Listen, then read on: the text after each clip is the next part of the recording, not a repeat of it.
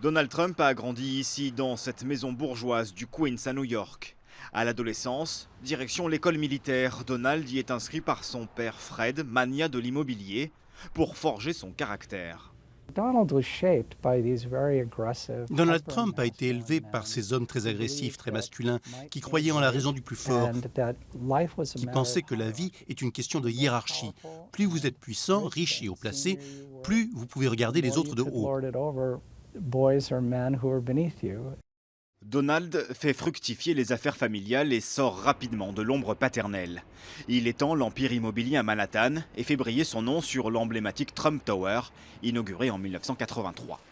Il s'est présenté comme quelqu'un de plus fort et plus riche qu'il ne l'est, plus prospère et plus intelligent. C'était de la publicité. Quand l'opportunité est venue de faire de la politique, ça a été naturel pour lui.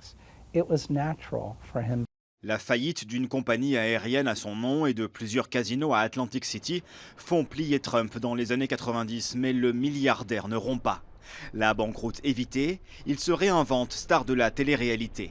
Jamais à court d'idées, il se lance dans la bataille pour la présidence en 2016 et écarte avec aisance ses adversaires de la primaire républicaine. Avec Trump, politique rime avec polémique. Ils ramènent de la drogue, de la criminalité. Ce sont des violeurs, même si certains, je suppose, sont de bonnes personnes. Donald J. Trump demande d'interdire totalement aux musulmans d'entrer aux États-Unis. Et la controverse attire les foules.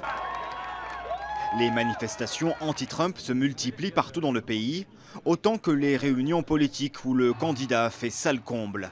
Trump séduit, il électrise ceux qui se sentent lésés par la mondialisation, ceux qui souffrent du chômage et de la pauvreté. Le pays a besoin d'un homme d'affaires. Nous avons eu trop de politiciens faibles. Nous avons besoin de quelqu'un qui va renforcer le pays.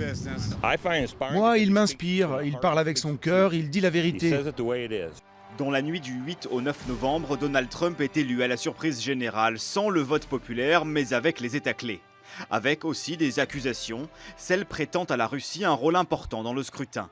Des allégations que Trump balaie d'un revers de main. Si Poutine aime Donald Trump, alors quoi? C'est un atout, pas un frein. Depuis son élection, Donald Trump a fait de Twitter son messager. Des tweets politiques, diplomatiques, qui font parfois bouger les lignes, comme quand il met la pression sur les constructeurs automobiles américains pour garder l'emploi aux États-Unis. À Washington, les préparatifs continuent devant le Congrès où le 45e président des États-Unis prêtera serment. La cérémonie sera solennelle, le programme classique. Une investiture traditionnelle pour un président, pas comme les autres.